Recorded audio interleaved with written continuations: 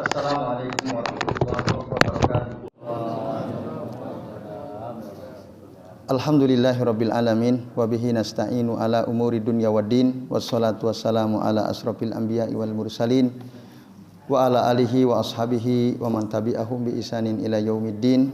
Amma ba'du. Bapak-bapak dan ibu-ibu serta jamaah sekalian, rahimani wa rahimakumullah. Semoga kita semua yang hadir di majelis ini senantiasa dirahmati Allah Subhanahu wa taala. Amin ya Allah ya rabbal alamin.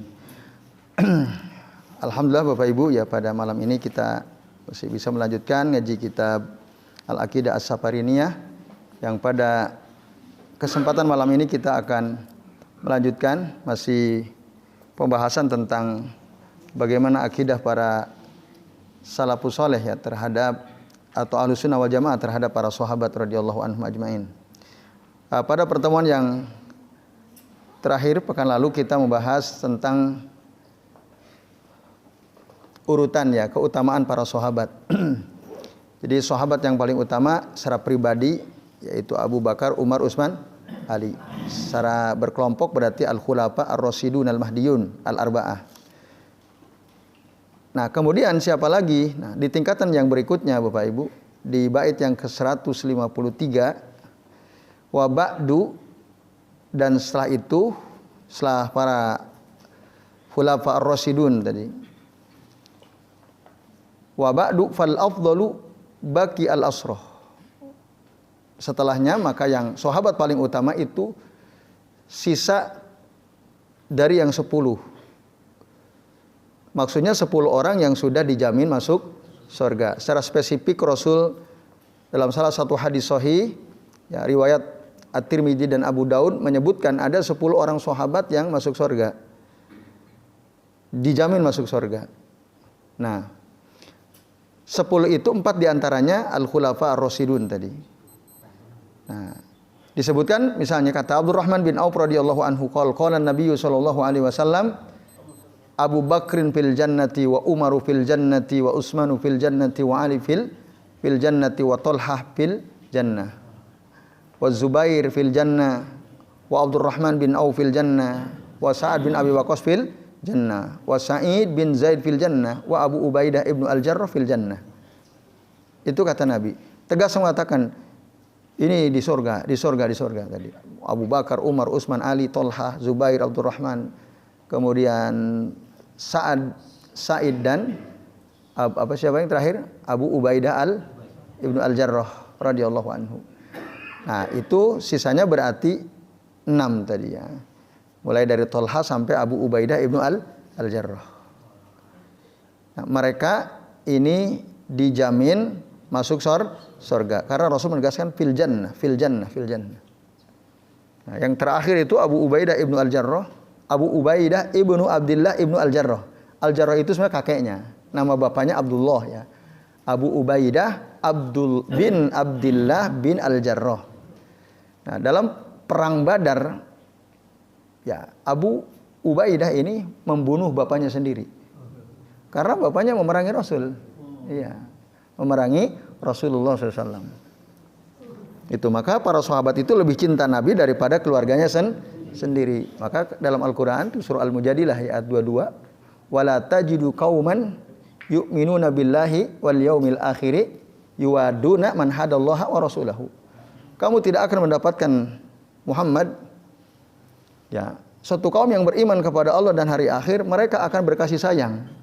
Yuwaduna man hadallaha wa rasulahu, yang menentang Allah dan Rasulnya. Tidak mungkin. Makanya Abu Ubaidah bapaknya sendiri dihabisin. Nah, gitu. Umar juga begitu, pamannya disikat, dibunuh pamannya. Kholuhu ya, paman dari pihak ibu. Kalau tidak salah Al-Haris bin Hisham ya, itu dibunuh oleh pamannya sendiri. Nah, itu. Nah, bahkan Umar punya kesan ini, andai kata si Abu Ubaidah ibnu Al-Jarrah waktu Umar ya menunjuk 6 orang untuk bermusyawarah menentukan khalifah setelah beliau, andai kata si Abu Ubaidah ibnu Al-Jarrah masih hidup, kata Umar, niscaya saya akan pilih dia. Tapi waktu itu beliau sudah meninggal. Karena tadi keutamaan yang dimiliki Abu Ubaidah ibnu Al-Jarrah. Yaitu dalilnya ya Rasul menyebutkan maka di bait yang ke-153 wa ba'd fal afdalu bakil asrah. Lalu Bapak-bapak dan Ibu-ibu serta jamaah sekalian, a'azani Allah wa iyyakum ajmain. Siapa lagi tingkat berikutnya? Setelah 10 orang, tingkat berikutnya adalah fa ahlu badrin summa ahlu sajarah. Nah, yang ketiga tingkatan ketiga paling utama dari kalangan para sahabat adalah mereka yang ikut perang Badar yang terjadi pada tahun kedua pisanati asaniyah minal hijrah. Nah, yang kemudian dalam Al-Qur'an disebut Yaumul Furqan. Li'anna Allah farraqa fiha bainal haq wal batil. Bahkan di sini Syekh Shalih bin Fauzan mengatakan, "Wa hiya awwalu ghazwatin fil Islam."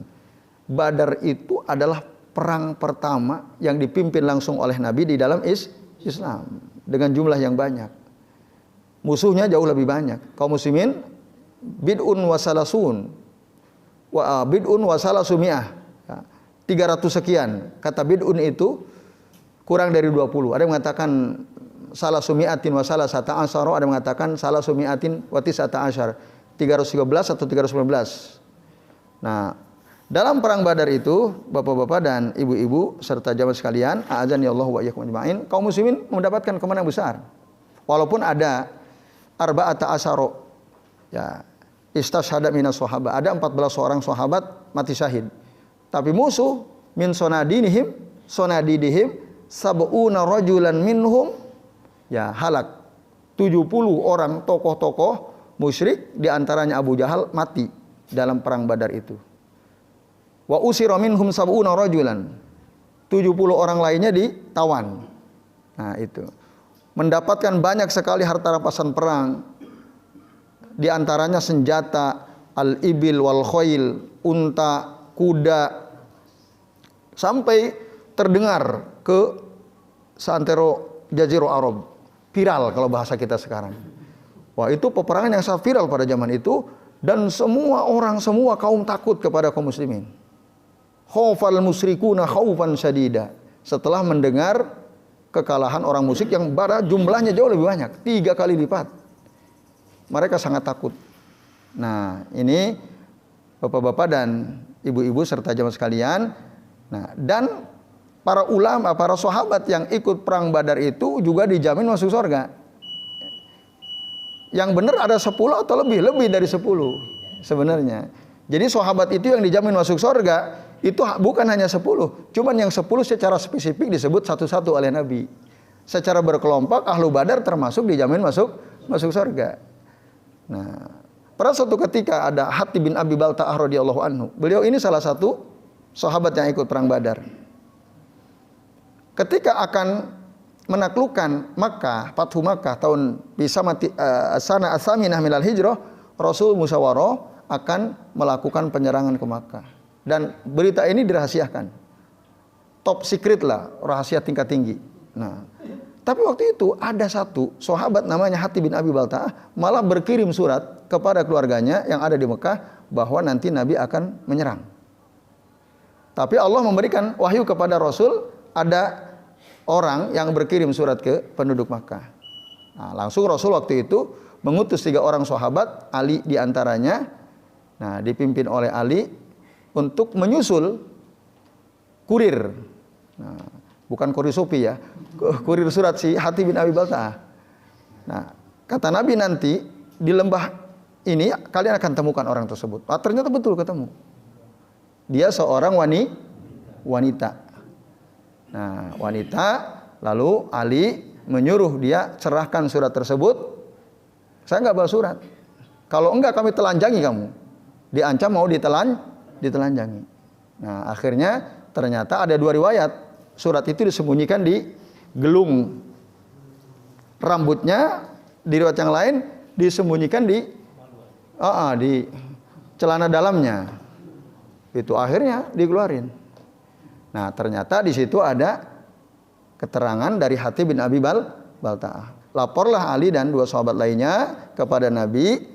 Nah, lalu dipanggil Hatib bin Abi Balta'ah. Lalu Umar minta izin kepada Nabi untuk memenggal leher si Hatib bin Abi Balta'ah karena dia berkhianat. Ini pengkhianatan besar. Tapi apa kata Nabi? Nabi mengatakan, "Wa ma yudrika?" Tahukah kamu? Karena Hatib bin Abi Balta'ah ini salah seorang sahabat yang ikut perang Badar. Ini kesalahan besar, pengkhianat besar. Tapi karena beliau salah satu sahabat yang ikut perang Badar, Nabi mengatakan, "Wa ma yudrika la Allahu ittala ala ahli Badrin?" Tahu enggak kamu? Nah, bahwasanya Allah melihat kepada ahlu Badar, orang-orang ikut perang Badar, dan Allah berkata kepada mereka, "Faqul i'malu ma syi'tum." Lakukanlah oleh kalian, faqad wajabat lakumul jannah. Kalian surga wajib bagi kalian. Waqad wajabat lakumul jannah. Itu jaminan dari Allah Ta'ala kepada mereka. Au faqad ghafartu lakum, atau aku telah ampuni kalian. Apapun yang dilakukan oleh ahlu Badar, Allah sudah berikan ampunan. Nah, jadi tentu saja Nabi tidak mengizinkan Umar memenggal leher Hatib bin Abi Balta'ah. Nah, ini menunjukkan hadis ini tadi keutamaan para sahabat yang ikut perang Badar yang jumlahnya kira-kira 313 atau 319 sahabat. Nah, ini Bapak-bapak dan Ibu-ibu serta jamaah sekalian, azani Allahu wa iyyakum ajmain. Ya, monggo azan dulu. Tugas. Alhamdulillah Bapak Ibu dan jamaah sekalian, ya kita sudah memasuki waktu Isya. Baik, tadi ya. Jadi tingkat yang ketiga adalah para sahabat yang ikut perang Badar. Nah, kemudian summa ahlu sajarah. Kemudian pada peringkat berikutnya adalah para sahabat yang ikut baiat Sajaratul Ridwan di Hudaybiyah. Yang jumlah mereka ya, ada 1000 alaf wa arba'umi'atin, 1400 orang. Dan itu diterangkan dalam surah Al-Fatah ya. Inna fatahna laka fatham mubina dan seterusnya. Nah, jadi waktu itu Nabi SAW menuju Makkah tujuannya bukan untuk perang, tapi membawa banyak sahabat ya, umroh bersama Nabi 1400 orang. Tapi ketika sampai Hudaybiyah dicegat oleh orang-orang musyrik, dihalang-halangi tidak boleh masuk ke Makkah. Akhirnya Rasul mengutus Utsman bin Affan radhiyallahu anhu untuk menyampaikan kepada tokoh-tokoh kafir Quraisy, tokoh-tokoh musyrik, bahwa tujuan Nabi dan para sahabat bukan untuk perang, untuk umroh. Nah, tapi tetap ditolak. Bahkan ada isu berita sampai kepada Nabi bahwa Utsman bin Affan dibunuh karena belum kembali. Nah, waktu itu akhirnya Nabi mengambil baiat dari mereka semua, para sahabat. Bersumpah akan membela Nabi ya sampai, ada yang mengatakan di satu riwayat ya sampai mati. Tidak akan mundur ya. Nah, lalu disitulah dibaiat. Nah, di situ baiatur ridwan di bawah sebuah pohon tahtas sajarah. Nah, ini jumlahnya cukup banyak, ada 1400 orang. Nah, walaupun akhirnya ternyata waktu itu mau perang, Rasul siap. Ya udah, kalau emang begitu mereka berkhianat, Utsman dibunuh, kita terpaksa perang. Jumlah cukup banyak. Tapi ternyata tidak ya, Utsman tidak dibunuh. Nah, akhirnya mereka membuat kesepakatan yang sebenarnya kalau dilihat dari isi kesepakatan antara Nabi dengan orang-orang musyrik itu, umat Islam dirugikan secara isi sebenarnya.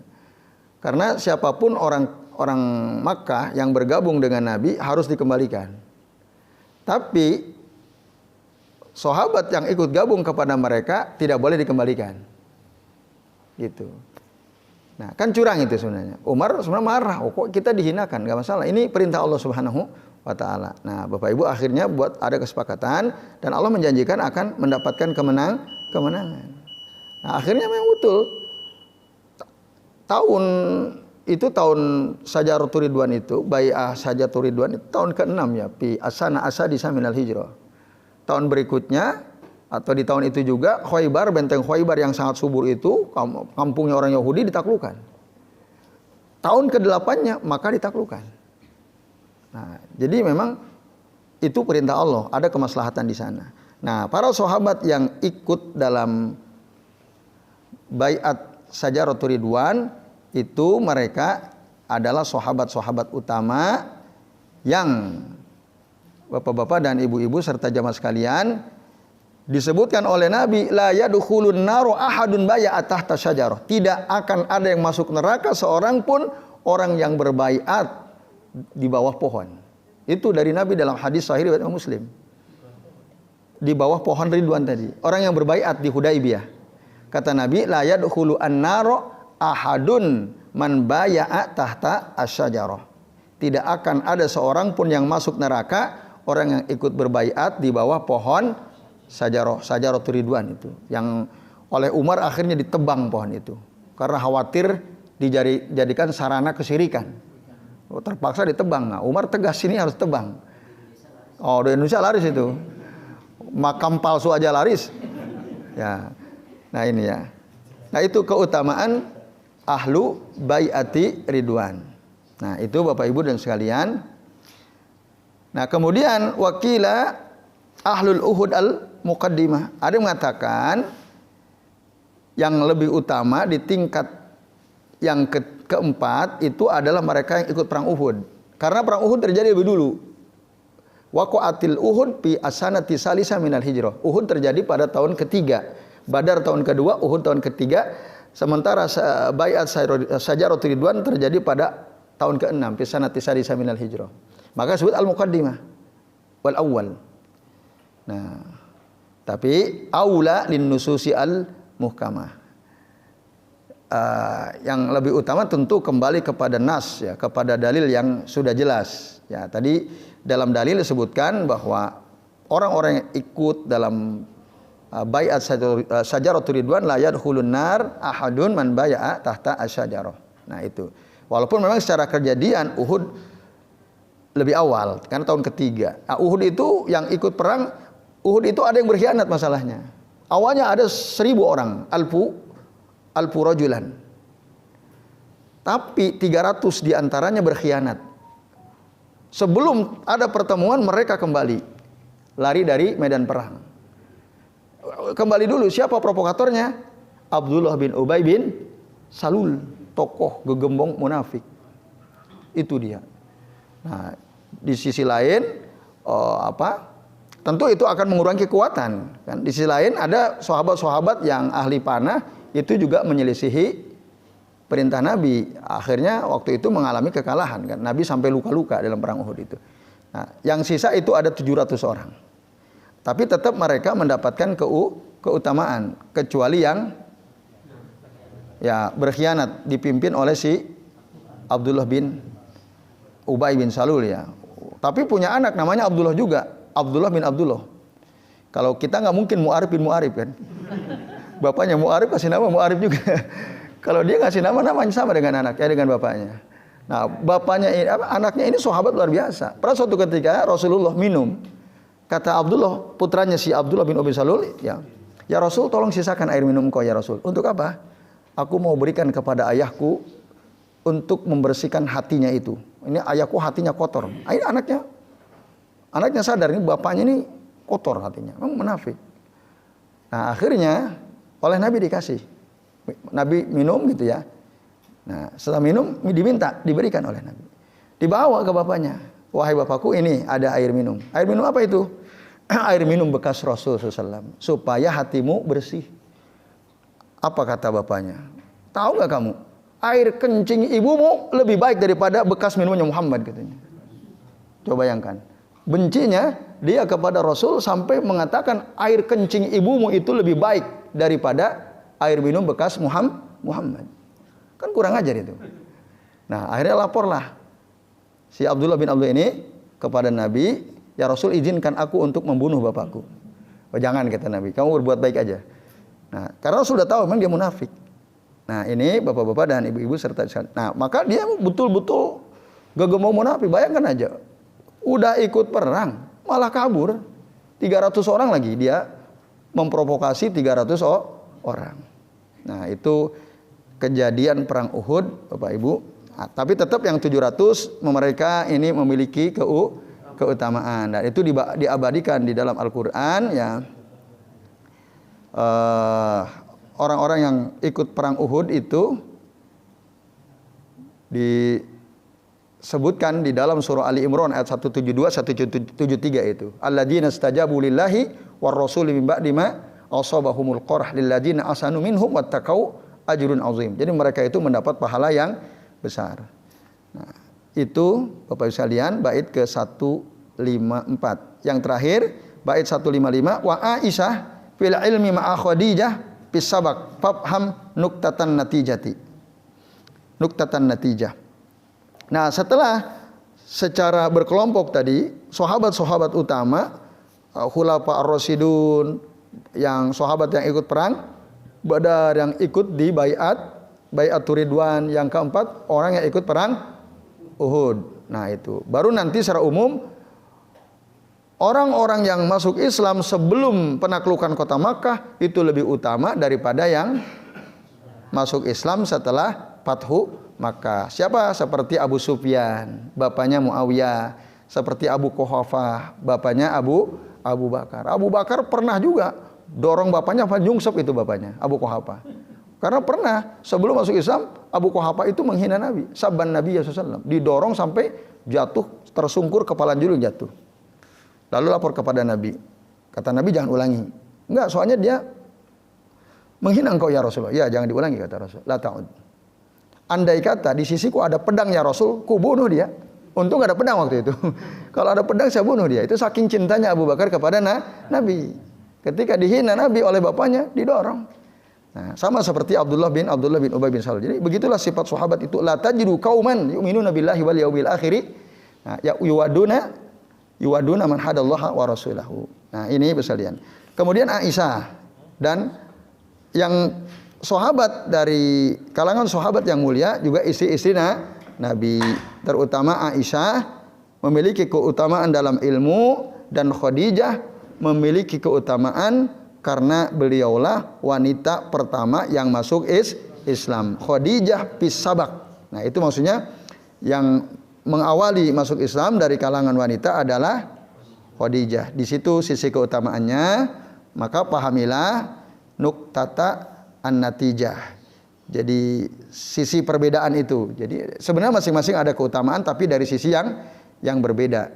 Nah, kalau dalam hadis Nabi menyebutkan wanita paling utama di seluruh alam itu ada 4. Siapa saja mereka? Nah, Maryam bintu Imran, Khadijah bintu Khuwailid, Fatimah bintu Muhammad. Nah, wa Asiyah imra'atu Fir'aun. Nah, di sini Aisyah enggak masuk. Ya, maka hasbuka min nisa'il alamin Maryam bintu Imran wa Khadijah bintu Khuwailid wa Fatimah bintu Muhammad wa Asiyah imra'atu Fir'aun. Gitu. Jadi Aisyah tidak masuk dalam hadis ini ya Bapak-bapak dan Ibu-ibu jamaah sekalian. Tetapi faktanya Aisyah itu adalah istri yang paling dicintai oleh Nabi. Apa bukti bahwa Rasul itu sangat mencintai Aisyah? Buktinya ketika beliau sakit mau meninggal, minta kepada istri-istrinya supaya diizinkan untuk tinggal di rumah Aisyah. Bahkan siapa istri beliau yang paling tua itu?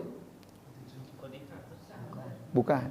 Setelah Saudah bintu Jam'ah, paham Nabi sangat mencintai Aisyah sehingga jatah beliau disodakokan untuk Aisyah radhiyallahu anha. Nah, ini Bapak sekalian, dan beliau memang banyak sekali meriwayatkan hadis Nabi dari kalangan wanita, dan Rasul bahkan meninggal memakai siwak yang digunakan oleh Aisyah radhiyallahu anha, atau air liur Aisyah dipakai oleh Rasul untuk bersiwak ya sebelum beberapa detik atau menit sebelum beliau meninggal dunia. Wa ra'suhu fi hujriha, dan kepala beliau ada di pangkuan Aisyah radhiyallahu anha. Nah, ini Bapak-bapak dan Ibu-ibu serta jamaah sekalian terkait ya keterangan bait yang ke-155.